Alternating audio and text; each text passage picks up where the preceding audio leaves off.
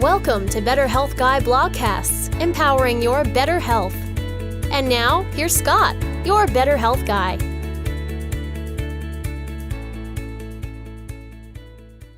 The content of this show is for informational purposes only and is not intended to diagnose, treat, or cure any illness or medical condition. Nothing in today's discussion is meant to serve as medical advice or as information to facilitate self-treatment.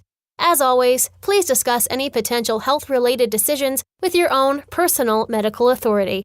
Hello, everybody, and welcome to episode number 40 of the Better Health Guy blogcast series. Today's guest is Peter Sullivan, and the topic of the show is exploring EMFs. Peter Sullivan is the founder and CEO of Clearlight Ventures Incorporated, as well as an environmental health funder who focuses on toxins and wireless safety. He spent the last 15 years successfully recovering his two sons from autism and sensory issues, and in that same time period, he recovered from mercury poisoning and the effects of high levels of wireless and EMF exposure. Peter's work on detoxification and EMFs has been featured in the book Toxin Toxout, Getting Harmful Chemicals Out of Our Bodies and Our World, the book The Out-of-Sync Child Grows Up, Coping with Sensory Processing Disorder in the Adolescent and Adult Years, and on CNN's Morgan Spurlock, Inside Man. He serves on the advisory board for the International Institute for Building-Biology and Ecology and on the board of Pure Earth. Over the last 10 years, Peter's funded efforts to reduce mercury and other toxic metals from the environment. He funded roughly half of the National Resources Defense Council's mercury program, and in 2008, they successfully sued the EPA to close the cement industry's exemption from the Clean Air Act. This victory resulted in an annual healthcare savings of approximately $6.7 billion.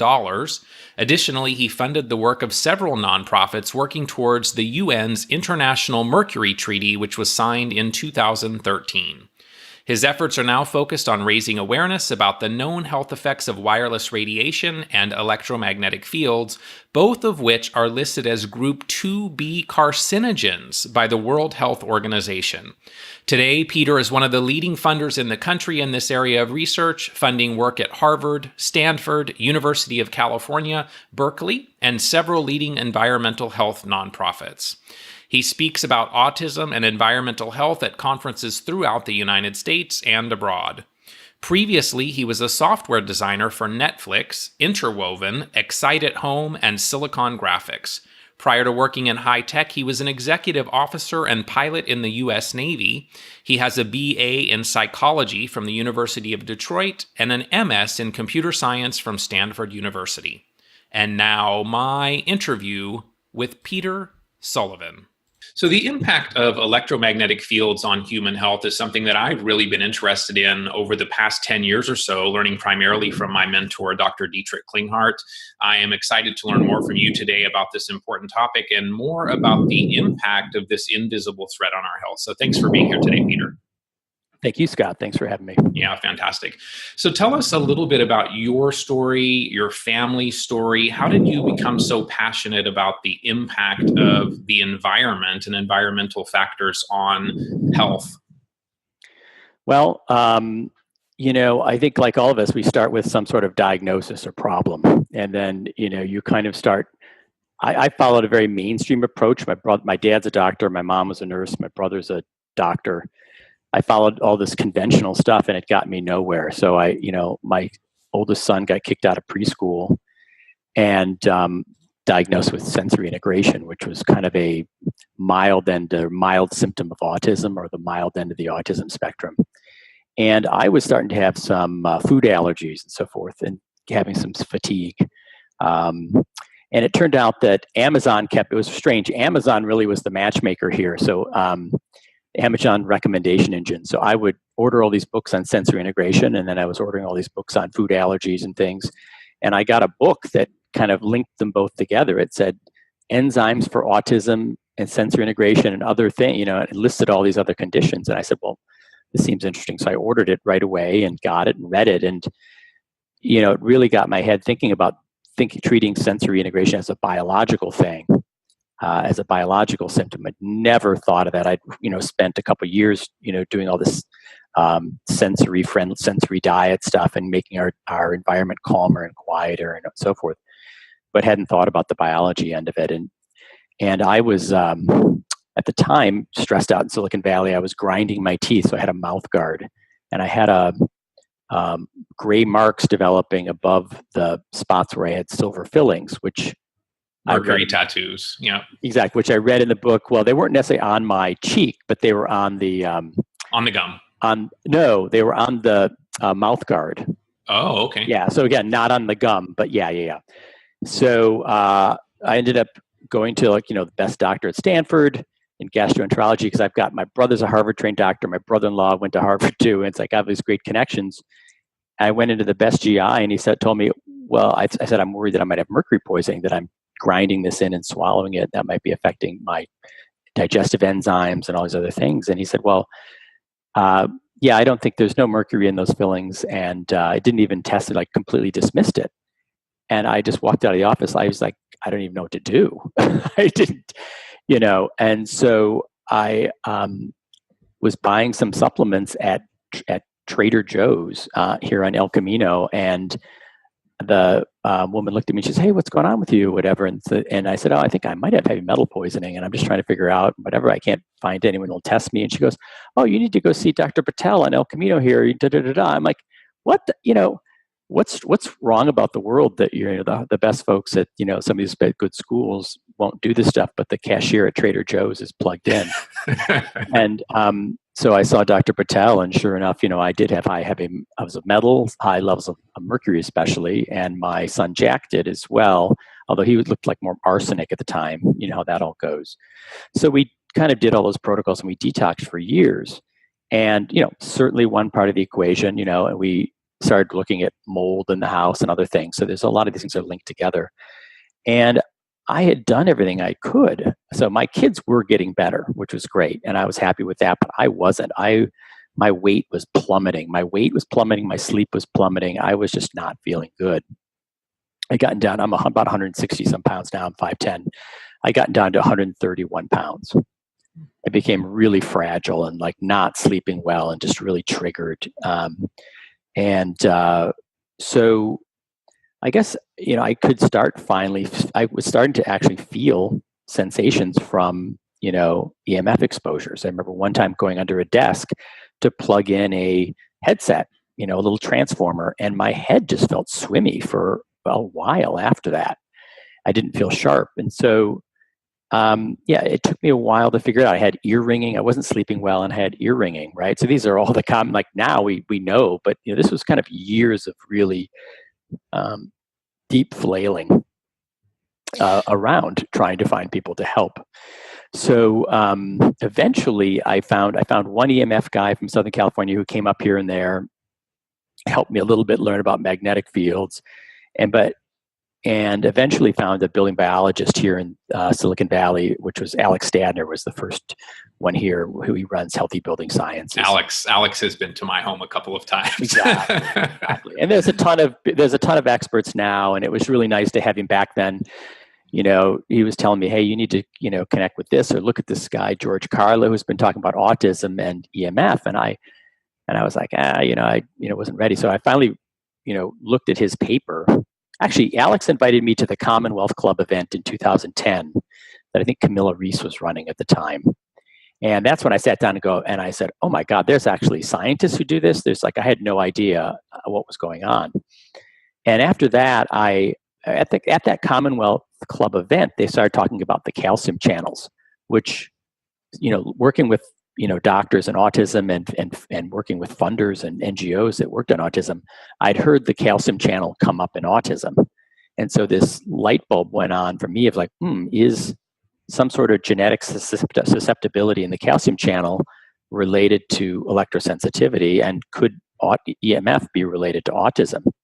And so I went back to the paper Alex told me about, and it was a paper about autism, heavy metals, mold exposure, and EMF exposure, which we'd have all of those, right? So I immediately caught my attention, and I called this guy up and I started talking to him, and he starts talking about autism in a very deep biological terms that I hadn't heard before, like talking about hypermembrane sensitivity and and oxidation of the membrane, and stuff that really made sense to me, but I hadn't heard someone speak about it in such detail and confidence. And I said, well, how did you learn about this? He says, oh, I was in charge of cell phone safety testing in the 90s for the wireless industry. And, George Carlo. And I just, my head almost exploded. And so I tried to start bridging the information that that George Carlo had into the network of autism doctors that I knew already. And I think the main one was Martha Herbert, who had at Harvard, who had a bit of a relationship with talking to about this. She's very, she's great because she's really open-minded, but she's also very hardcore, and she will rigorously test things. And so I gave her this information, and I connected her with Cindy Sage, who did the Bio Initiative, who kind of knew all this research. And those two together wrote a paper. Originally, it was like 100 pages and 550 citations, and it got packeted down to a smaller, denser two-part paper. So that paper is on EMF and autism and the I think it's called like the pathophysiology. But if you search for EMF and autism in PubMed, you'll find that paper, along with about maybe 7 other papers on the topic now. But I think that's probably the big one now. So let's step back a little bit, and for people maybe that aren't as familiar with the whole EMF, EMR arena. So what are EMFs, and what are some of the sources that we need to be concerned about that we maybe encounter on a regular basis? Sure. So EMFs are electromagnetic fields. EMR is electromagnetic radiation. So it's tricky because a lot of people think EMF is just one thing, but it's like saying toxins. There's a wide range of things going on. So there are magnetic fields, just like the Earth's magnetic field, but this is more artificial and oscillating. There are electric fields, which are kind of like invisible lightning, so electrons traveling to ground. There are wireless radio frequency radiation, or wireless radiation, which is really more like light at a frequency lower than we can see, but that's also pulsing in a very harsh way. And then dirty electricity, or just kind of noise on those magnetic fields and electric fields. So those are kind of the 4 different variables that you have to watch out for. Now, in your home, how do you start? I've spent 10 years working on EMFs in my home, and I still have a lot to do. So how do you start in a way that doesn't overwhelm you? So most people, like building biologists, will start with your bedroom environment, the sleep environment. The most common exposures you'll have in the sleep environment will be usually an LED clock radio that's next to your bed, will be a large magnetic field. Lights that are near, like light cords that are near, and lamps near your bed can be a high exposure to electrical fields, even when they're not on, right? So we can kind of move those away a little bit. But those things have been around for a while before we've had this rise in chronic disease. So we want to focus on, I think we tell people to focus on constant exposures, constant sources of wireless radiation, which have been rising pretty dramatically. So if you have a child, it would be the baby monitor. Which I think is a surprising one for a lot of people. They don't really realize, they think they're doing the right thing and taking care of the child, and don't realize they're getting beamed on both ends with this EMF. Yeah, that's a shocker, because your intention, it's really sad too, because your intention's really good to care for the child and so forth. So, but turning that off, especially at night, to get kind of actually not using it is ideal, or trying a wired one. There are actually some lower EMF ones you could play with too if it's a really dire situation. You really need to monitor it. But so baby monitor is probably the first exposure for children. For adults, it's probably going to be your Wi-Fi is going to be a big exposure because it's constantly on at night pulsing. And their cordless phone base station. So not every single cordless phone, but just the one that has the voicemail on it. That's usually kind of in the kitchen or someplace. That one is like a little cell tower that's constantly radiating out. So I think the Wi-Fi and the deck phone are the real big ones. The baby monitor. Again, you can also have just a lot of high frequency, radio frequency, dirty electricity on your wiring itself.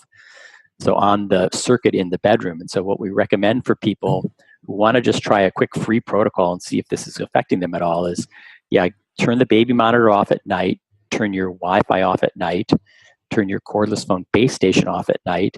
And then if you want to go one step further, you can turn the circuit breaker off for the bedroom, for the circuits that go around the bed, and maybe even the light, if you have a separate circuit for the light in the room. And then you're kind of in the bedroom mode, you're kind of totally off the grid. And that's free, so you're not paying any money, and you can kind of lean into that and say, like, okay, is this a priority for me or not? Is this really impacting my sleep? You may not notice it. Some people will notice it after the first night and say, oh my God, I slept so much better. Other people, it's very gradual and subtle, and they might not notice it for about 2 weeks. And that's pretty common too. So that's how we start. It's interesting with the circuit breaker. I've mentioned that to many people over the years, and for the most part, it's kind of taken as a big hassle. But I will say that when I was really sick with Lyme and mold illness, every night, a couple floors down, flashlight in the garage, I would go turn it off. And, I think it is an important thing. And then talking about the wireless, I think it's actually gotten a little easier over the years. It used to be you had to have the timer that you plugged into the wall and then plug the router into. Now, fortunately, most of the routers, actually, you can define a schedule in the router itself so that it turns on and off, which is what I do. And that's certainly a convenient way to address Exactly. Yeah, exactly. It is getting easier. What are some of the common symptoms that people experience when they're impacted by EMFs and they're sensitive to them? I think Martin Paul's paper on this topic is pretty good. If you search for Martin Paul depression, you'll see a list of, he did a wide survey of a lot of the papers on the topic, and he found that the most commonly reported symptom was sleep disruption or insomnia, followed by tinnitus or ear ringing. And I think headaches was third in that list, but certainly you can have anxiety, depression. There's a wide range of symptoms. Inflammation is one of the primary symptoms that EMF will contribute to. So if you have any inflammatory disease, arthritis, and a lot of these modern chronic diseases are inflammatory. So fibromyalgia and mental health, the inflammation is a big factor in mental health. So allergies, mental health, all that stuff. So worth playing with. Yeah, absolutely agree. And it's interesting looking at some of the papers coming out around depression that I think there are some that have found that anti-inflammatories are more effective at treating depression than antidepressants in many cases. So it's interesting. So what are some of the conditions where EMFs might play a significant role, and reducing EMFs might actually help the person to reduce their symptom picture? What are some of the conditions? My experience is mostly with autism and children, and my own experience. So I would say if you're feeling, I think it's the sleep disruption. I see so commonly you see sleep disruption, but here's a common situation that's happened. Usually you'll see in a relationship, and this happens stereotypically, the woman will get electrosensitivity and feel sensitive to this stuff, and the man sometimes won't. Now, my relationship was the opposite. My body was sensitive. My wife was not so sensitive. But tends to be kind of the wife will get electrosensitivity and then start saying, hey, we need to turn this off. And then the husband will be really skeptical and say, oh, no, you're being reactive and da-da-da-da. And then what happens in several cases is the husband gets cancer. And in some of those cases, then they die. And then, so the question is, do you want to be aware of the things that are harming your body or not? So the message is listen to your spouse, listen to your wife. Listen to the people who are actually having a felt experience. You have two ways of thinking about it. You either have a felt experience and it hurts, and so you just try avoidance material, you start avoiding what hurts you, or you're reading about it and then you're having intellectual experience and you're trying to protect yourself and you're trying to take action, right? And so, and there's a lot of fighting between those two worlds. A lot of people want it to be very rigorous and science-based, and there's a little disagreement between those two fields right now. And that happened in my own body. My brain, as a computer scientist, was saying, "Oh, this has all been well tested, and anyone who thinks about this is whatever is not grounded." And then my body started having the experiences. I remember one time I literally took my cell phone and threw it away. My body instinctively just tossed my cell phone away from me. And I thought, oh my God, I was acting crazy. Well, from my body's perspective, that was the right thing to do. I need a little bit of space. But from my brain's perspective, I was like, why are you you love cell phones. Why are you doing that? A lot of the people who design these things, what's going on? So if I can kind of make this transition, I think anybody can. It took me years, being a real passionate tech advocate. But I'm still a tech advocate. I just want it to be safe, obviously. Right. Yeah. Absolutely. So you mentioned a lot of your focus has been in the realm of EMFs and autism. So are children more susceptible to EMFs than adults? And then what about all of the schools now that have wireless in every classroom? What can a parent do to protect their child that needs to go to school?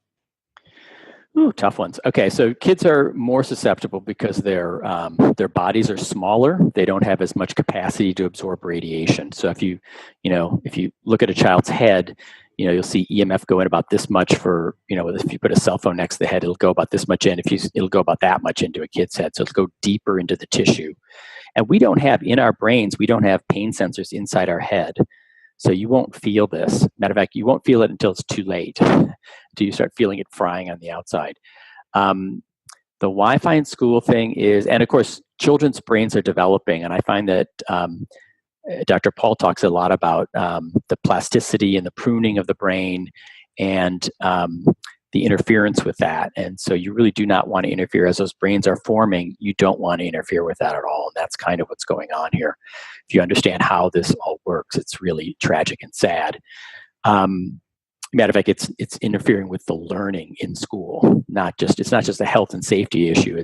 It's undermining at the deepest biological level how our bodies learn, and with the calcium channels and with the pruning. So the Wi-Fi in schools is really, really tricky.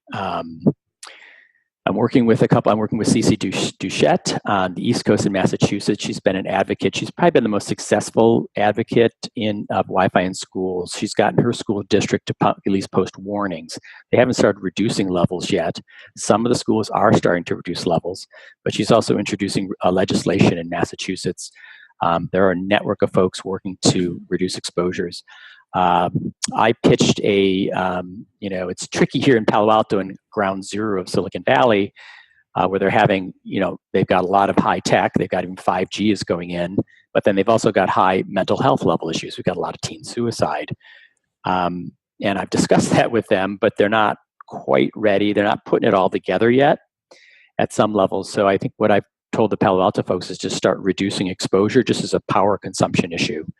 To lower the power levels, turn it off when it's not needed. Ideally, we'd like to see Wi-Fi work more like your screensaver, where it goes off when it's not being used, and there's not a constant beaconing frequency. Some of the schools, there is a new technology called Eco Wi-Fi. It's in Europe. If you have Wi-Fi, I would recommend, if you have Wi-Fi and you don't want to completely convert to LAN to Ethernet cabling and so forth, I'd recommend using the Eco Wi-Fi. It allows you to do a schedule, as you discussed already. It allows you to change the power levels to be really, really low, to as low as possible to make it work. And then it does, what it also does, which is quite unique, is it changes the beaconing frequency from 10 times a second down. You can reduce it down to 1 time a second. And that change alone reduces the exposure about 90%. Wow. So the beaconing frequency, the thing just saying, hey, I'm here, constantly 10 times a second is the majority of the exposure. So you can reduce a lot of that exposure without reducing the bandwidth by lowering the frequency of the beacon What do you think about those Wi-Fi router cages that some people have talked about? I mean, to me, the signal still has to get out in order for you to access it. So do those actually do anything? Do they work? No, they do things. It's kind of like, it's like muffling. It's putting material over your speaker to muffle this, to reduce the sound level. I mean, if you can't control the power level, that's one way of doing it. And it's one thing that's interesting. If your router doesn't have a control on it or whatever, you can quickly open and close the cage, right? So that's great as on-off mechanism. I think it's a little unsophisticated as a technologist. Out here in Silicon Valley, there are more sophisticated solutions. There are routers that have a button that you can turn the Wi-Fi on and off immediately. I think that's more sophisticated. Obviously, changing the power level so those cages really reduce the power. Some of them will shield at 100%, and then you open it and you turn it on. Some will reduce the power level by 90% just by shielding it. So again, so you have to open the cage in order for you to access the Wi-Fi in those cases. It depends. There's two of them. I think one, Okay. you put it in the cage and it reduces exposure 90% just because it's shielding it. It's reducing 90% of the signals. But you're still using the power, the full power, right? You're just kind of a wasteful solution. Right. But if you can't afford an eco Wi-Fi, you can't change the solution. Like if you're a teacher and you can't control what's going on, but you can bring this cage in and cover the thing up, well, that's not a bad solution for a teacher. If you're a teacher and you're concerned, I've worked with some teachers on this in Michigan and so forth. They've used like a little shielding material. Actually, there's some shielding material I have in this room.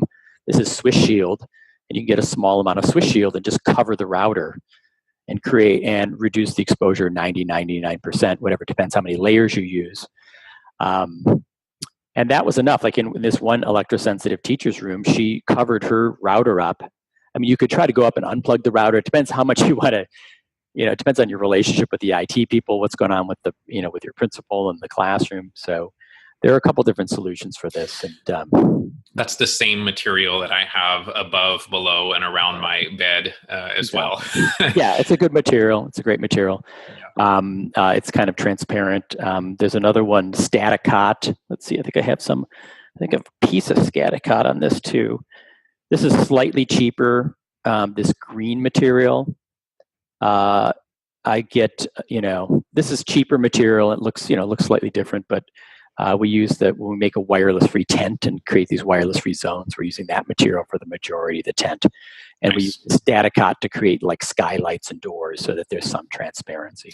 Yeah, there's actually a company I've seen online that has kind of like this pop-up tent that you put on your mattress, which the idea I think was just, it's cool for kids to feel like they're camping in a tent. But then I thought, well, if someone would make that out of EMF reducing material, I mean, that would be fantastic too. Oh, sure. Well, they have those canopies. So if you go to Less EMF or whatever, there are these canopies. And Dr. Klinghardt promotes these as well. Right. So the canopies that go over your bed. The pricing's a little high. I mean, you're in $600 or $1,000, but it might be cheaper. But, again, as you're... so I recommend people start unplugging things before they start, buying all kind of extra things. But if you're having a hard time, the canopy could do it. The room that I'm in now is painted with Y-Shield. So shielding paint, and I have the windows are shielded, and so this is a pretty pristine EMF-free zone. Nice. Yeah. So let's talk a little bit about smart meters. So one of the questions I've always had about smart meters is, why do they need to transmit so frequently? Why can't they transmit data, once a day or twice a day? And then what can we do to minimize the impact of smart meters when, many people, especially here in Silicon Valley, high density living, there's 8 of them on this wall and 10 of them on that wall. I mean, what do we do about the smart meter situation? Yeah, it's tricky. In theory, they only need to transmit once a month, right? If not less. So the smart meter issue, if you want to learn more about it, there's a movie called Take Back Your Power, done by Josh Del Sol, and it gets into multiple issues of the smart meter. The bummer is, like, if you want to do real-time power measurement, you need to kind of be measuring the meter. If it's not just about the billing, if you want to start controlling what's on and off in the home, you need a little bit more resolution, maybe once a minute or once every so and so seconds. I think mine goes about the one next to my house goes about every 6 seconds. I've opted out. So again, if you can opt out, that's great. That's probably the best solution of all. If you can opt out, and even if you get charged, you'll still save money because the solutions that you're going to buy will be more money than keeping the meter. The two issues with people need to understand, there's 2 issues with smart meters. And one of the issues with the smart meter with the every 6 seconds is a lot of people wanted to use it for security and monitoring and profiling you to figure out when you're home, what's on in your house. And they were going to make more information selling that information than even selling the power. And that information's in the Take Back Your Power movie. Again, it was kind of part of the monitoring environment that we're in. So again, if you can opt out, great, do that. If you can't, there's 2 things you need to deal with. You need to deal with the RF that's pulsing off about every 6 seconds. Some of the smart meters there's a wide range of smart meters. Some of them are not too bad, and some of them are really tragic and harsh. And so it's best if you measure. I know in Northern California here, ours tended to be a little worse than the ones in Southern California. And I've had building biologists give me feedback on that. And they said, down here, we've got this, Omnitron or whatever it is, it's not that big of a deal. It's not a priority compared to this, this, and this. And I said, yeah, I've had the same exposure. So, and I know actually what I have heard actually is that they've been dialing, at least in our area, they've been dialing down the power levels of the smart meter transmission because they've been having all these health issues and having all these problems. Oh, wow. And they've pissed everybody off. And so they're quietly lowering the power levels down. And I'm not as, it's tricky because I'm getting less and less sensitive to it, but I'm also not feeling it as the smart meters as much. So again, you've got this pulse that comes out every 6 seconds or so. And so you need to block that. And then, but you also have what's called a switching power supply. You've got this digital meter and it's trying to convert the AC into like a DC for the circuits in there.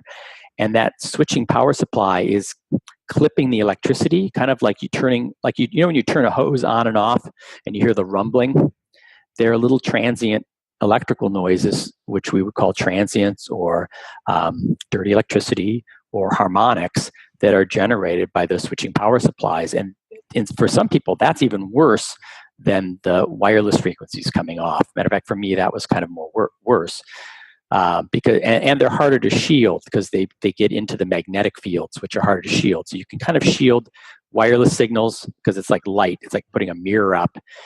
You can shield electric fields because you can just put another piece of shielding material and it'll just go to ground away from you.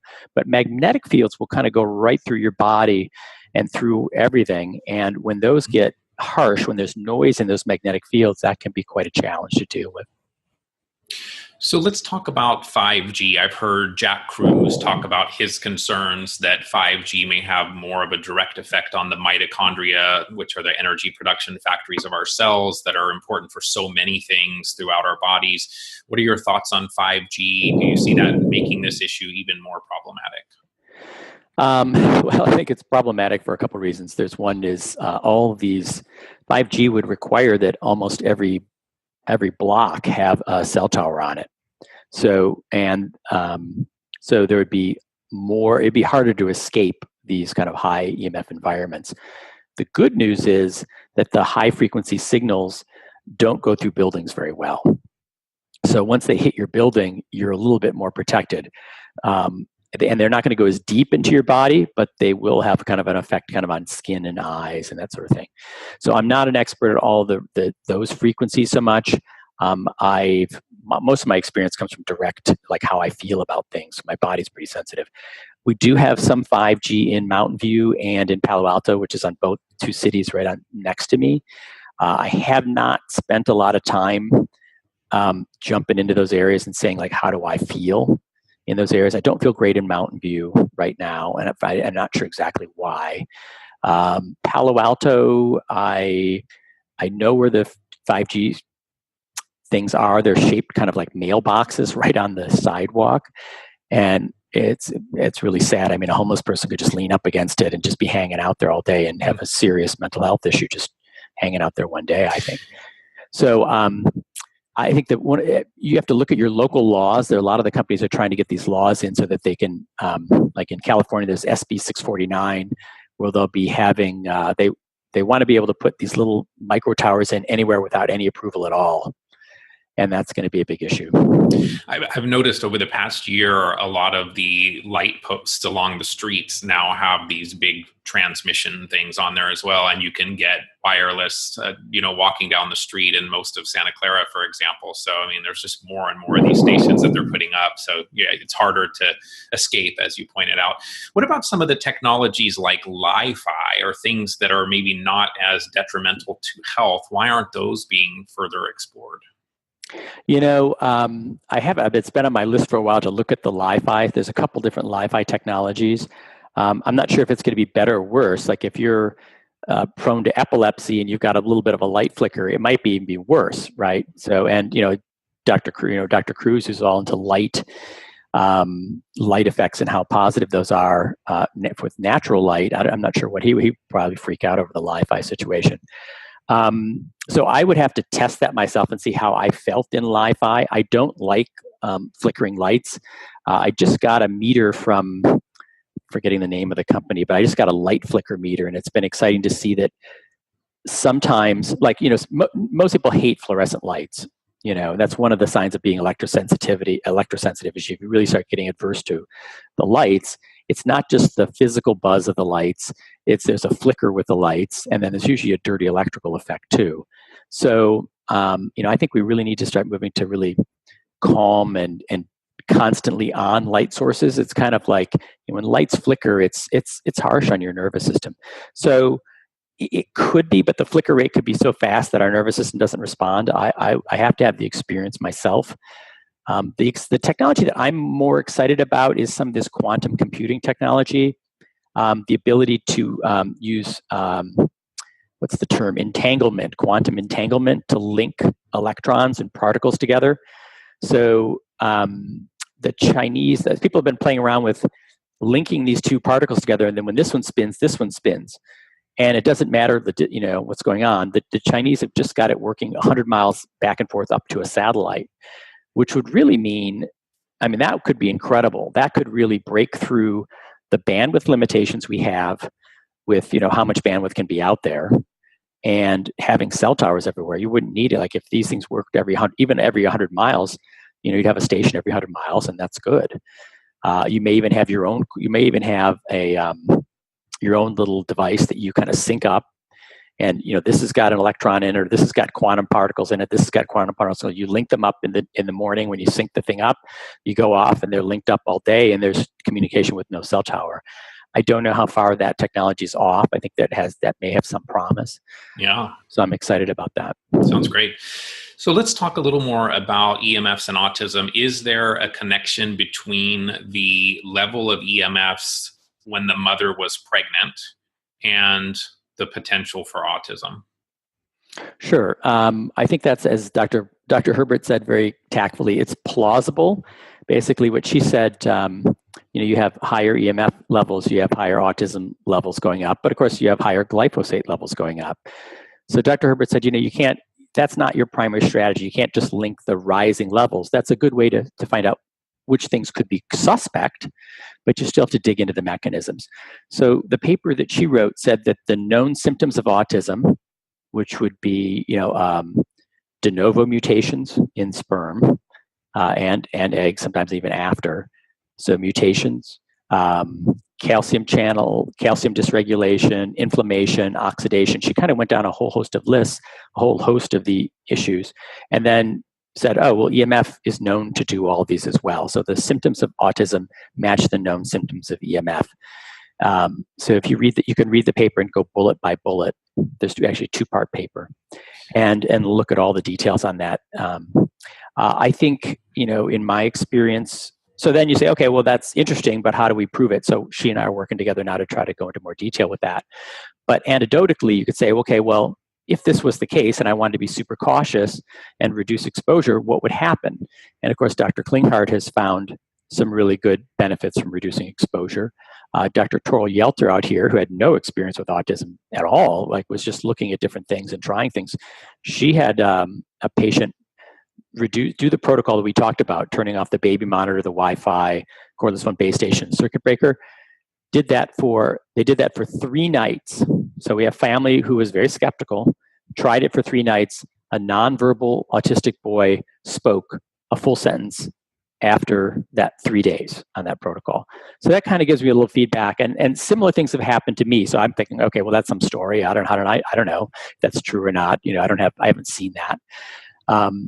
So I told a woman in Texas about the situation. She only turned the Wi-Fi off, and also her son was 20, so quite older. Turned the Wi-Fi off, slept one night that way. The caregiver came in the next day and looked at the mom and said, "What did you do? This child is a completely different child. He's on task. He can focus today. What did you change?" Because the only thing I changed was turning off the Wi-Fi. And so, so we're getting some pretty dramatic responses from lowering exposures.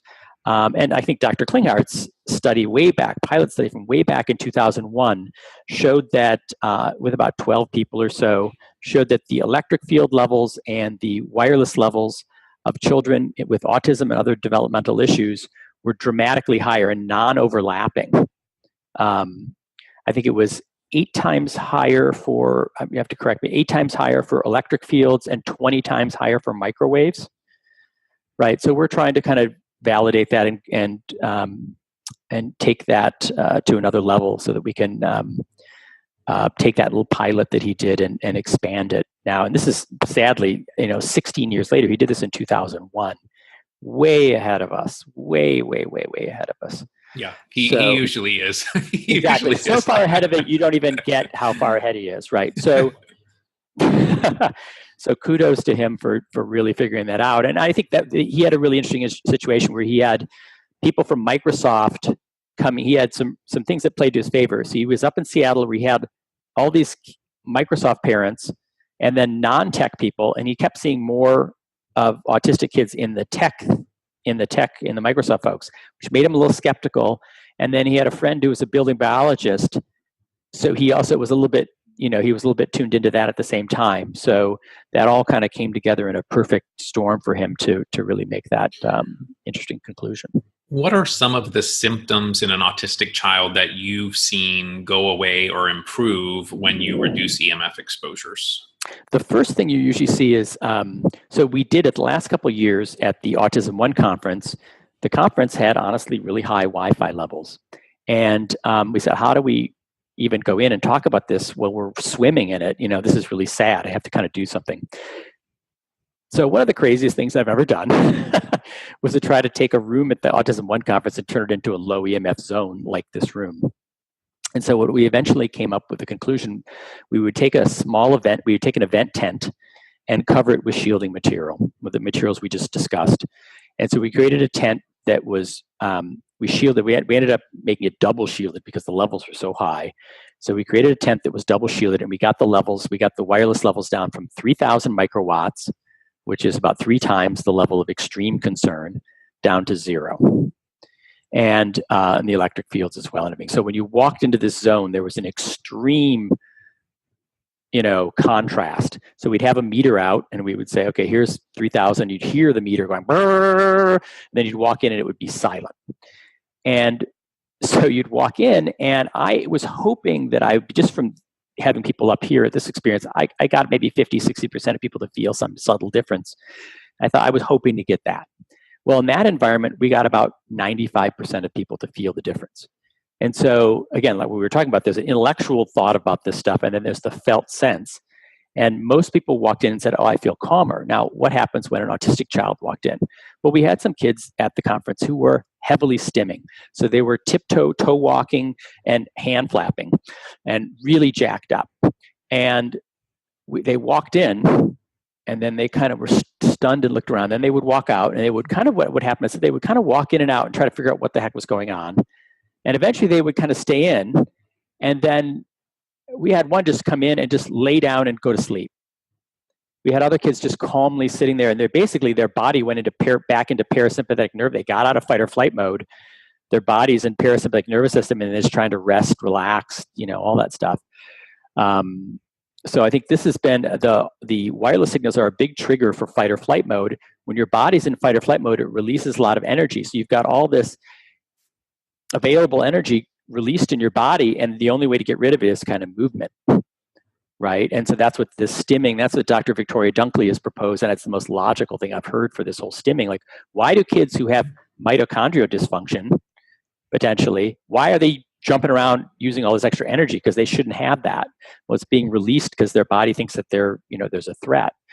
And so that's exactly what happened. Is these kids went in, they calmed down, and what you may see is when you do the protocol that we talked about, you may see the kids who were light sleepers sleep in dramatically. You may see them sleep through the night or be really groggy for the next couple of days as things come back on. But usually it's I would say in 10 to 20% of the cases, you'll get a pretty dramatic shift.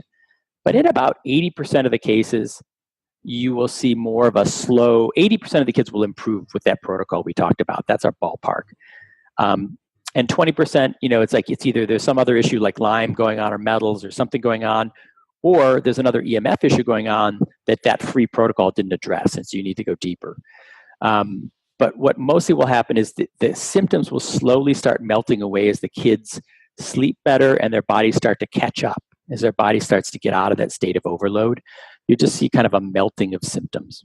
So at that event, I'm guessing then you had 1,200 people in your tent because it's a big event. Yeah. In the tent. Yeah, we had a lot of people going in and out, and it's amazing. It worked out well. So you mentioned Lyme. Do you think that there is a connection between EMFs and chronic fatigue, fibromyalgia, chronic Lyme disease? Does it affect people with all of those conditions as well? Sure. So, cause and effect too. So sometimes it's the cause of the issue. And sometimes the effect is that you've demyelinated your nervous system. Like maybe Lyme has demyelinated your nervous system so much that now you're more sensitive to these exposures. Dr. Lisa Naj, I don't know if you're familiar with her, has done all this work on, she calls it this all as a superset environmental illness, which I think is an interesting way of doing it. But I think you might want to include Lyme in there as well. So you've got Lyme, mold exposure, toxic metal exposure, and then EMF itself can be problematic with the nervous system. And just because it's turning things on and off. So Dr. Carlo would tell you that every time one of these flickers or pulses comes by, your nervous system goes into fight or flight mode, and you have oxidation. The cell membranes go into lipid peroxidation, and you oxidize the membrane, or kind of like rust or use the outer membrane. And so you can kind of use up your lipids in your body, or the myelin. You can kind of deplete that reserve. And that can be depleted with, again, like Lyme, or all these toxins can kind of eat into that exposure. And so you want to kind of build that back up to give yourself some resilience. One of the things that I've observed over the years is that people that are more heavy metal toxic seem to be the ones that are more reactive to EMFs. Have you observed the same? Any comments around that connection? I have not only observed it, but I have experienced the same thing. So, is it cause or effect? I think it's a little bit of both. It's kind of a death spiral. What comes first? Is it the toxic metals, or is it this, some people like to think of the metals as being like an antenna in your body. Certainly, anything that can react to a magnetic field, like iron in your body, is going to move around. Magnetite is a iron oxide in your body, in your brain, that can move. And mercury is magnetically sensitive.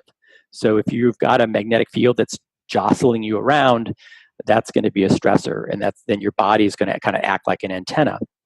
The other thing that we've just discovered, which is really interesting, and most people don't know about this yet, we've talked about the calcium channels already.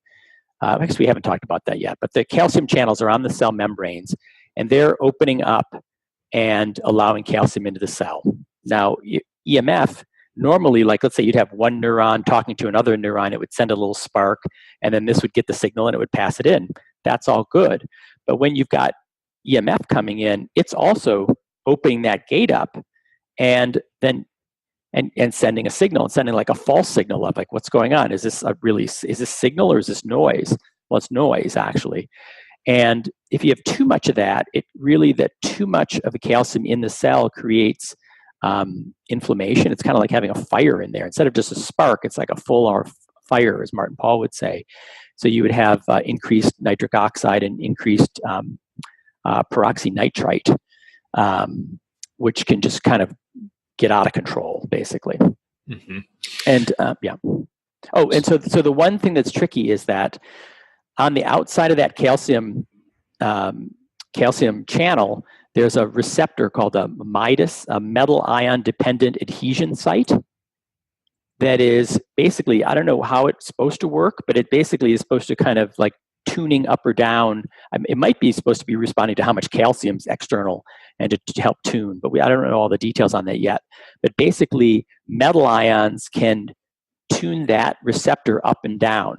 So in other words, if you've got toxic metals in your body, you can make that calcium channel open more easily and then make you more susceptible to those smaller signals that most people might not be susceptible to. So kind of taking that one step further, do EMFs also impact the blood-brain barrier, and does it potentially then allow other toxins to move more into areas of the brain and neurological system? That's a great question. That's a big autism question too. So in the autism talks I give, I say that autism wireless is a key aspect of the autism. It's a key part of the autism puzzle because we know toxins are a problem.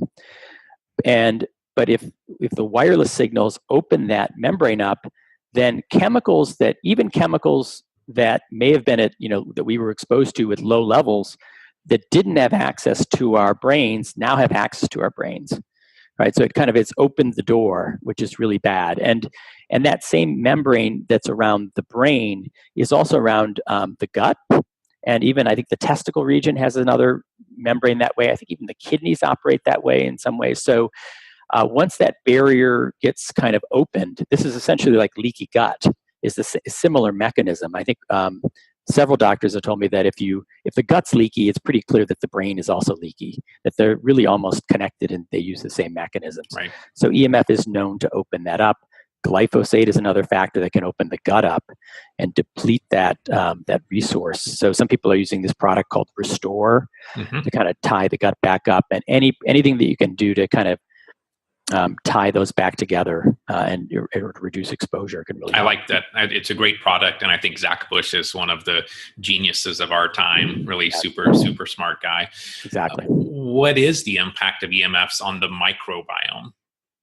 I'm not an expert with a deep microbiome. I can tell you my experience. And so, if our bodies go into fight or flight mode from exposure to this, at a cellular level, you can go into what's called cell danger mode, which is the body, starts putting up a protector. The little microbiome or little cell will go into this reaction, and it may even also be releasing mycotoxins to help protect itself, and it thinks it's being attacked essentially. So it goes into defensive mode.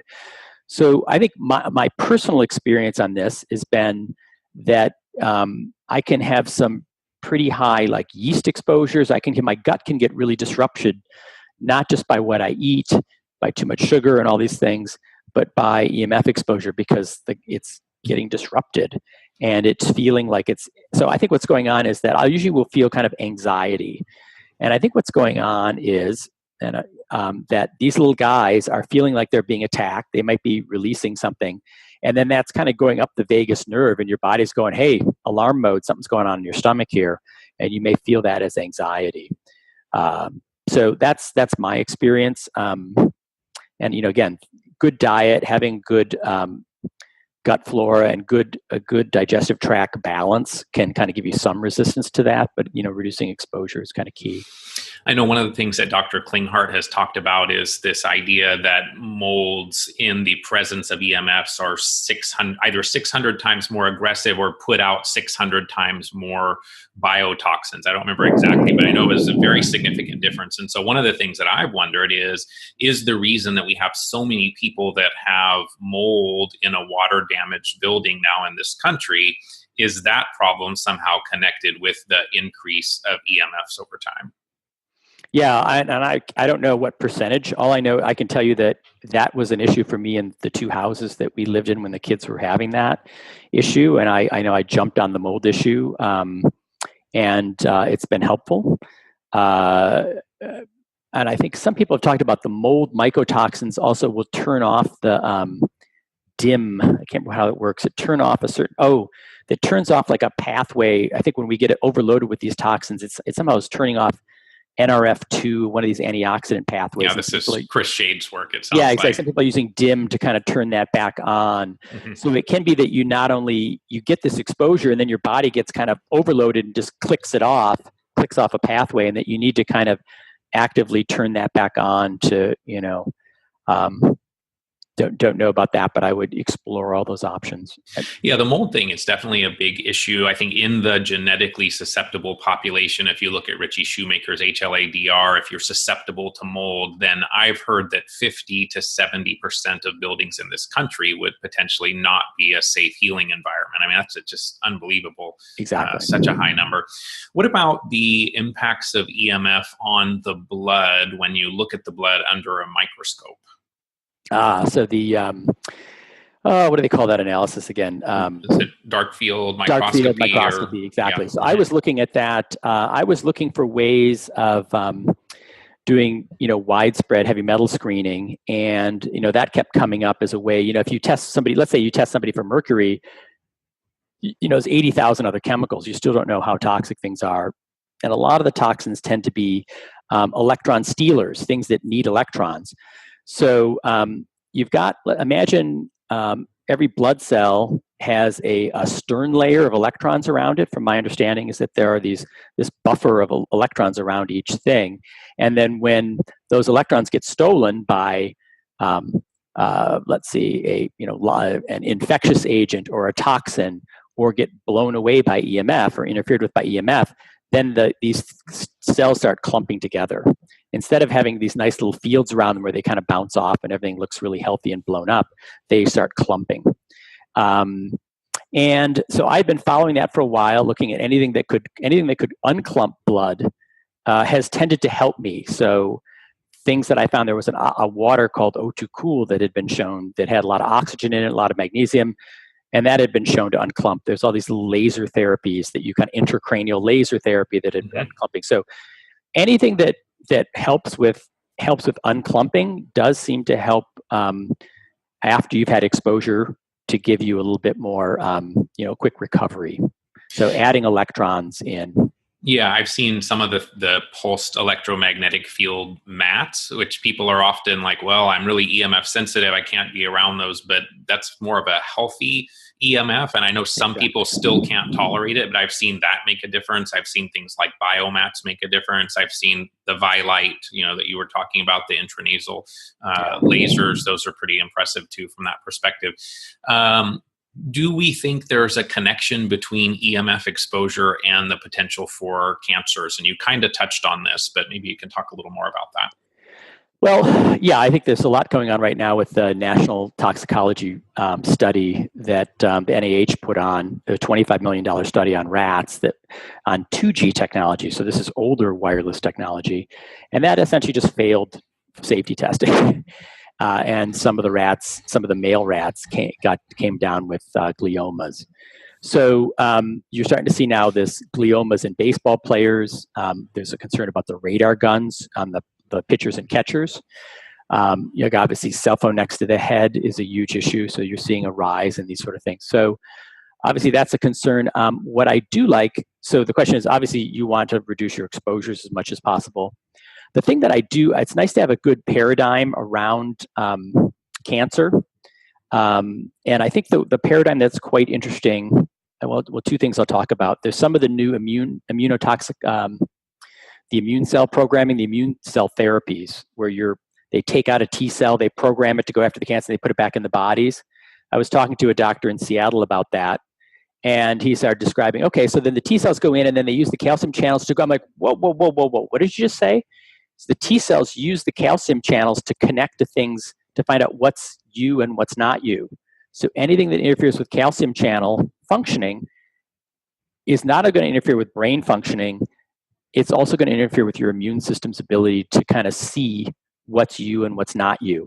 So it's almost like creating a fog layer comes in, and then your T cells can't see. So anything that can lower that will really help and give your body more visibility. So there's a lot on the Dirty Electricity book that Sam Milham wrote, has a lot on cancer and dirty electrical noise. But I think Dr. Tennant's work, I don't know if you're familiar with Dr. Jerry Tennant. Mm-hmm.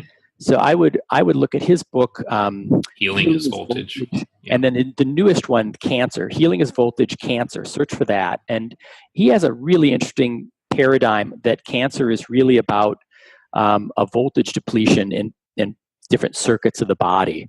And that cancer can only exist in certain voltage levels. So it basically says cross out the word pH and put millivolts and voltage. And that helps your body measure, how well each cell is charged up. Like part of that, the blood thing you were just talking about is also about cellular voltage and the pH of the blood and everything. So he's got a great paradigm about talking about adding electron donors and electron stealers. And there's a wide range of those.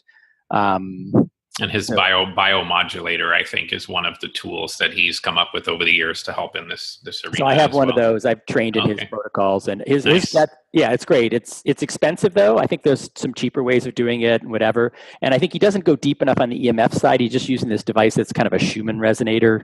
Right. Adds a 7 point so it doesn't go enough on the EMF side. But I think his model, if you're an electrosensitive person, his model, especially around building up the membranes, the cell membranes. He says the cell membrane essentially is acting as a capacitor to hold those electrons that we just talked about. If your membranes aren't thick enough, or they're over-oxidized or whatever, you don't have enough battery. You don't have enough capacity to hold those electrons. So that's also where phosphatidylcholine potentially comes into play as a way to increase the cellular membrane health.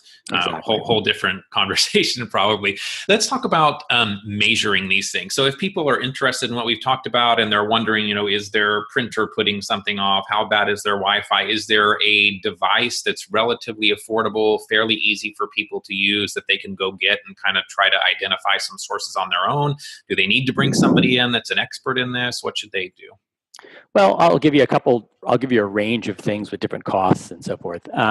Step one is what we do is we call it off and away, which is if you know something's an emitter, either turn it off, especially at night, or turn it off permanently, or move it away, use distance. Every time you double the distance, the level goes down 75%, at least with wireless, because it's spreading out over the sphere.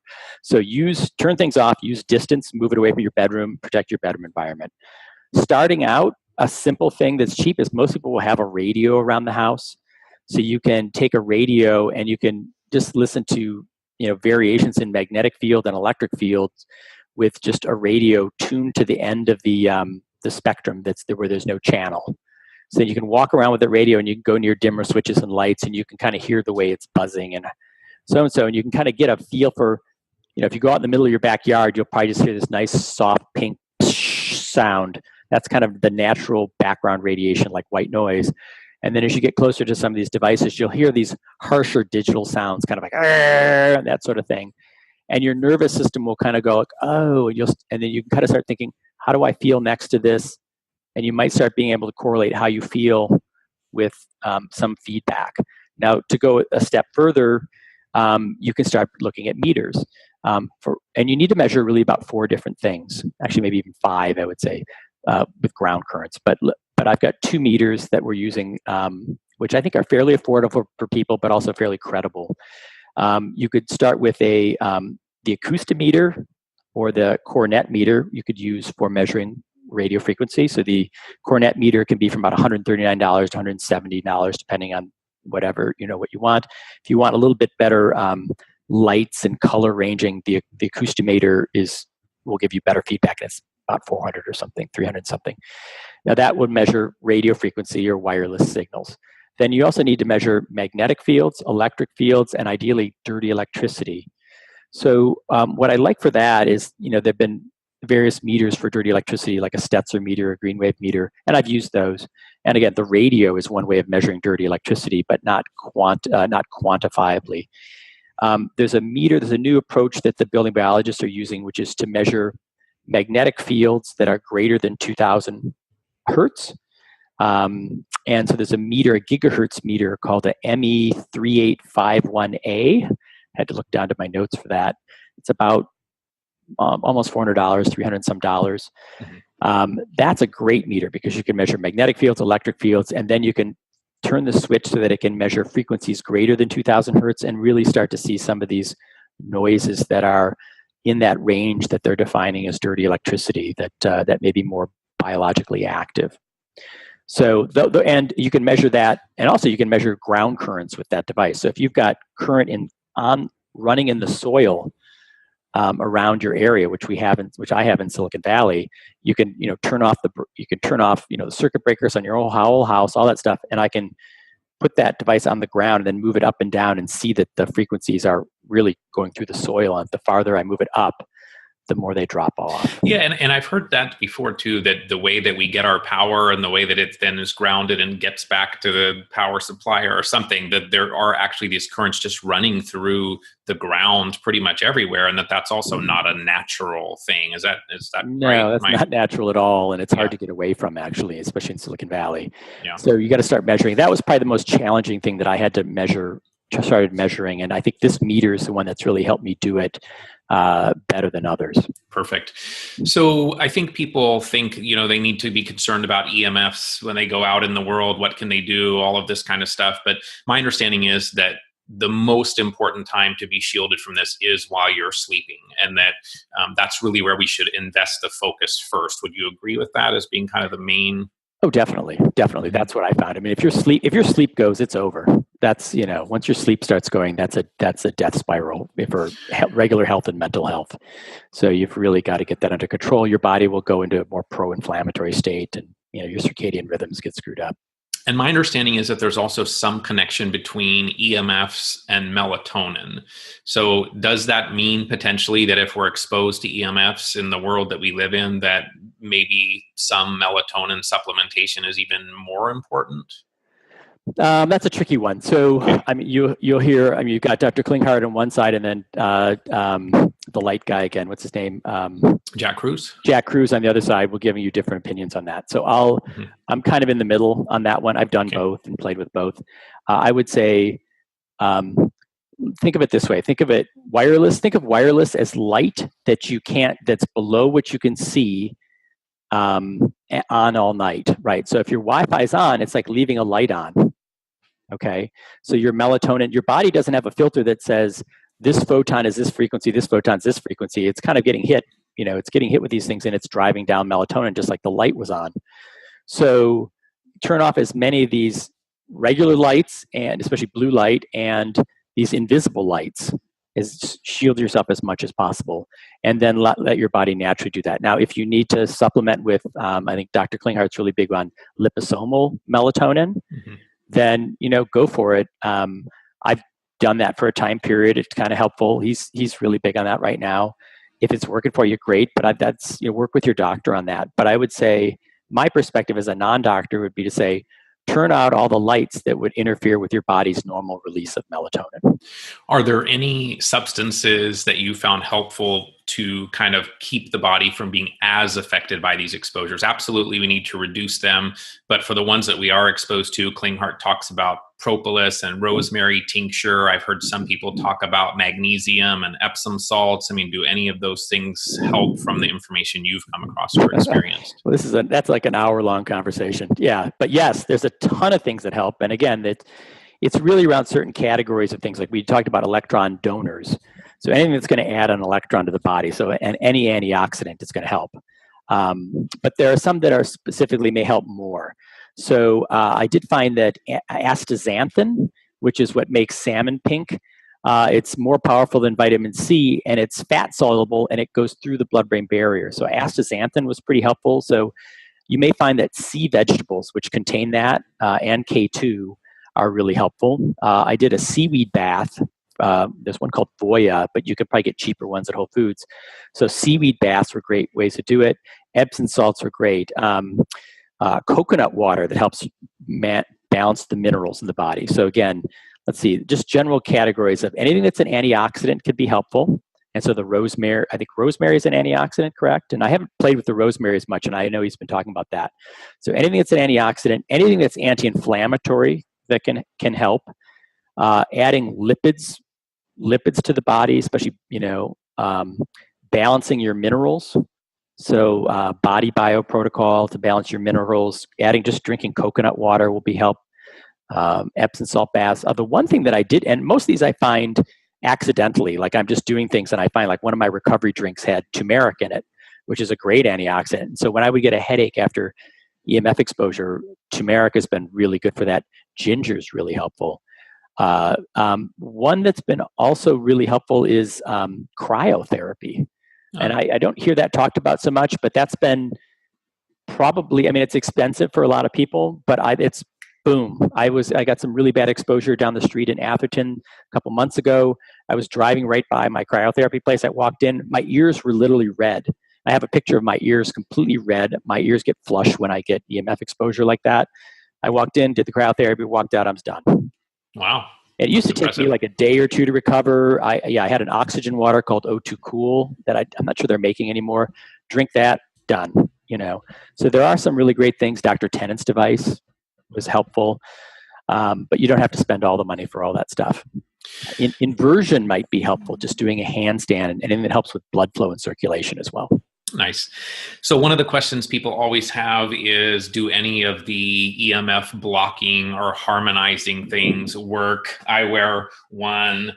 I've had, the biogeometry, which I think you're familiar with. I've had this one. I've had this one. Exactly. I've had this one. So you've really studied this stuff. Do any of these things actually seem to help protect us when we're out in the world?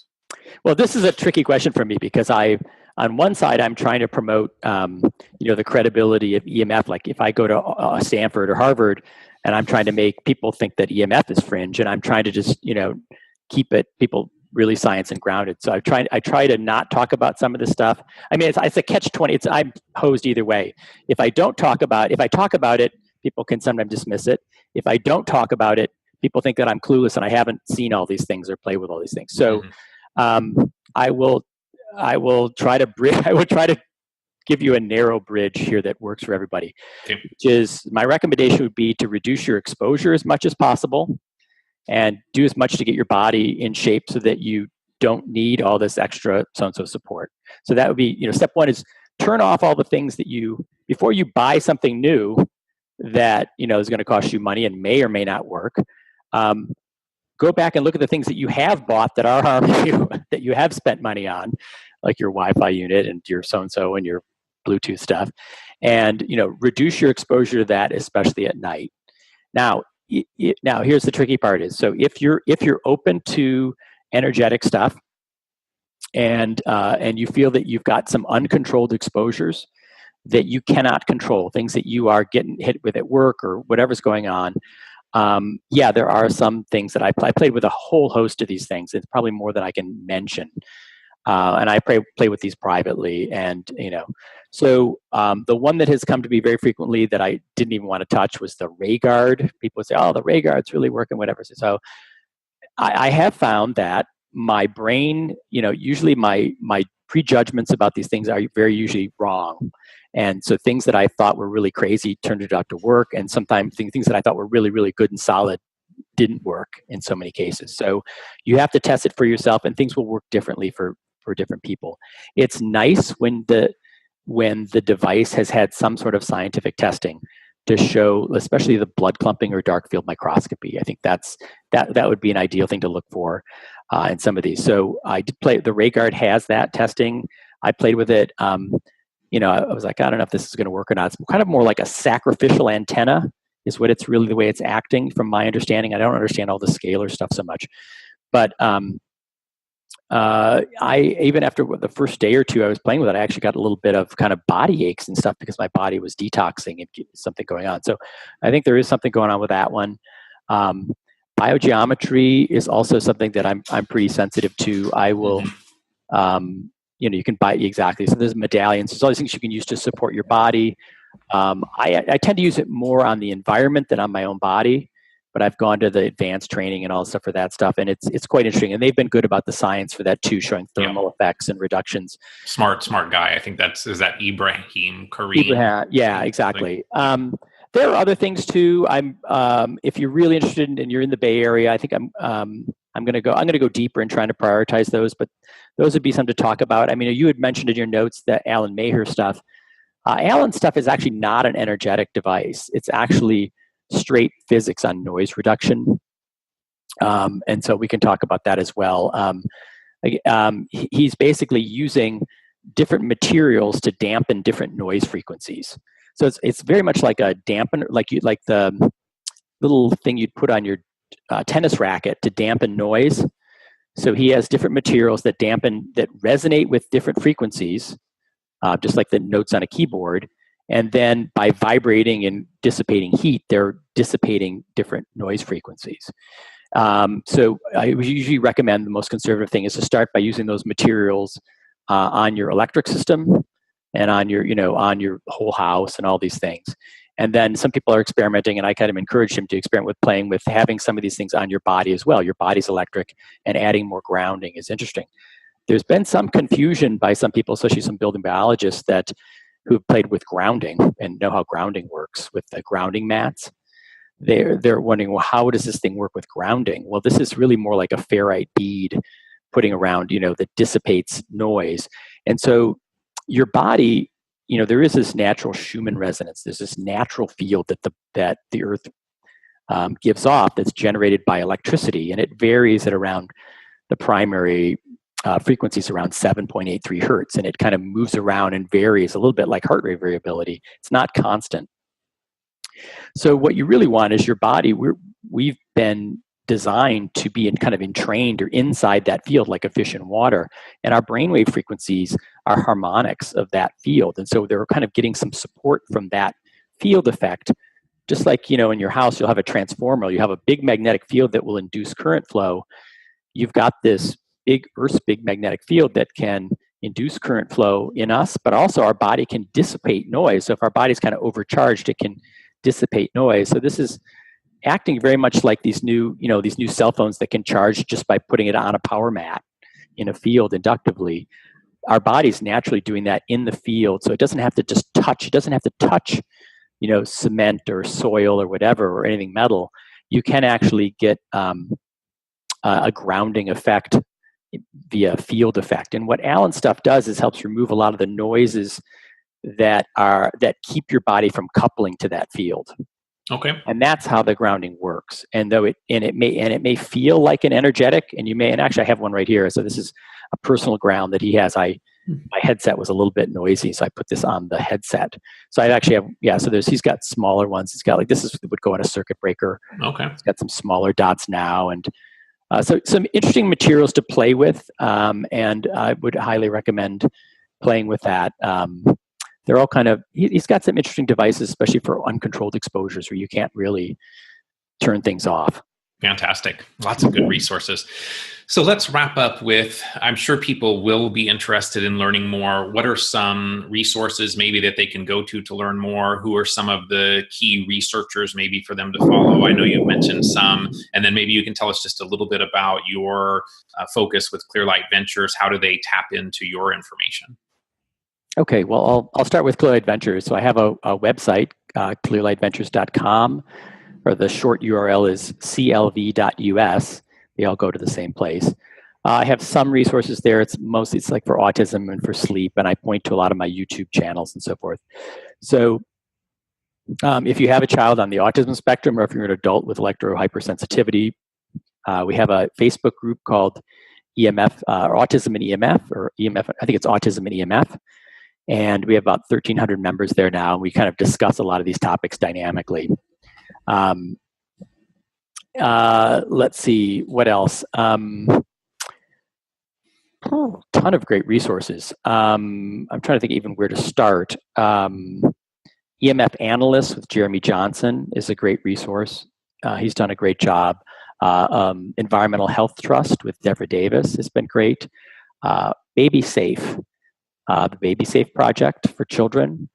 The movie Generation Zapped has been doing a great job. I'm the executive producer on that, and we've been trying to communicate credibly about this topic. The movie Mobilize, the movie Take Back Your Power, which I've already mentioned. The book Overpowered by Martin Blank, I think is one of the most credible books on the topic. Katie Singer has one called Electronic Silent Spring. Deborah Davis has a book on the topic. George Carlo has a book on the topic. So ton of written material on it. A website called EMF Portal that will list all the positive and negative effects of EMF. Thousands of studies on the topic. So if someone says there's thousands of studies and you think, oh, there's nothing there, go look at the portal. The Bio Initiative has some really good resources as well. Joel Moshkowitz's site at UC Berkeley is excellent. And then you mentioned Camilla Reese. I think she has a site that's quite good. Exactly. Magda Havas is another one that also has a lot of good information. So let's wrap up with, what do you do on a daily basis to maintain and move your health forward? Okay, so I play with a lot of toys. Well, I sleep in the lowest EMF environment I can. We have, we don't have Wi-Fi in our house. We don't have cordless phones. We have everything's wired. So we use Ethernet connections. I turn my phone on and off in airplane. I have a cell phone. It's off right now. I go in and out of airplane mode, so I kind of use this almost like a voicemail. So I'll turn it on here and there, check it, use it when I need it, but it's not constantly on. If it is constantly on, I don't, the one thing you don't want to do is you do not want to touch your phone next to your head at all. That the manufacturers even tell you to keep it with like half an inch away. You don't want, if you're especially a guy and you're about to have kids, you don't want this in your pocket interfering with your or in your bra if you're a lady. I see people all the time, they have their cell phones in the bra strap, and it's like, I know. So if you're a woman, I would keep it in your purse or even away from you. If you're a guy, I've been doing a backpack. So I used to carry it in my pocket in airplane mode, and then even then you still have squareways and you've got some little field effects from the phone being on. So I keep it in a backpack. Now, if you have to have it on in a backpack, you can use we have these little Mylar shielding bags that you can get from Less EMF, and you could put the Mylar shielding bag on here, and then your phone here, and then your backpack this way, so that it's bouncing it off. You can talk to the cell tower that way, but it's not hitting your body. Smart. If you need to have it on, but again, and reduce. You don't turn on the Bluetooth if you don't need to have it. Don't turn on the Wi-Fi. And did you have some kind of protection on your cell phone itself as well, like a Pong case or Defender Shield or anything like that, or no? I played around with those. I mean, the Palm case, I think the one that I would recommend would be if you want to have it on you, if you really want to have your phone in your pocket, I would recommend the Cruise case is pretty well tested and objectively tested. Okay. He uses a near field meter, and he's had it tested in an objective lab, and I've met with John. I think I would trust that one the most of all of them right now. And that has like a cover that goes over your phone like this. And then he'll say you can kind of talk it like this, and it is bouncing it off you. And you can turn it backwards like this, and then it's protecting your hand. My hand is really sensitive even to using the phone right now. So I think the one case I would do would be the Cruise case. I still wouldn't even, again, even though that's a pretty good case, I still wouldn't have it in my pocket. I'd have it in a backpack or away from the body as much as possible, and off at night too. Like turn it to airplane mode at night. So what else do you do for your health besides EMF reduction that's really important? I think the one that's the one that shifted me the most in the last year is I had all my metal fillings removed. So I've worked with the same doctor that Christina went to in Switzerland. I had all my fillings removed and cavitations removed. And I had a root canal that I had removed. So if you have a root canal, that's a really big electron stealer. If you have metal fillings, mercury is going to be a bigger electron stealer. So any of those factors. Cryotherapy has been really helpful. Lipid therapy has been really helpful. Remineralizing my body, any way of antioxidants, and reducing exposure to anything that's improving your diet, improving your gut flora. Using products like we just talked about, like Restore, to get the gut going again. What am I missing? I mean, I would do it more systematically for autism conferences and stuff. But that's great. Put yourself in a safe environment, and then get your body out of fight or flight mode, which is a really big thing Dr. Tennant is big on, and I think kind of speaks to some of this nervous system and element. If your body's overexcited, pro-inflammatory in that fight or flight mode state, so getting the nervous system to not be jacked up. Which is unfortunately the default state for people with chronic Lyme and mold illness and all of these other things as well. So I agree that parasympathetic tone is really important to establish in whatever way you can. Wow, this has been fantastic. I learned some fantastic new things. I know people listening learned a lot of stuff. You connected us to some fantastic researchers and resources. It's an important topic, and I think people will really benefit from this. And it's a topic that fortunately people now are actually more interested in. Years ago, when I started learning from Klinghardt, probably 12 years ago now, most people weren't that interested in it. But I think now there is a recognition that it is an important thing and that it does affect our health. And so I just want to thank you for taking time out of your schedule today, for doing the work that you do, for working so much and so diligently to help kids on the spectrum, and just to honor everything that you've done for us. Thank you very much. You too. You've helped get the word out there, and I really appreciate it. Yeah, thank you so much. Appreciate having you on the show, Peter. Thanks, Scott. To learn more about today's guest, visit clearlightventures.com. That's clearlightventures.com. I appreciate your support of the Better Health Guy Blogcasts series. If you'd like to follow me, you can find me on Facebook and Twitter as Better Health Guy. The show can be found on YouTube, iTunes, Google Play, and Stitcher.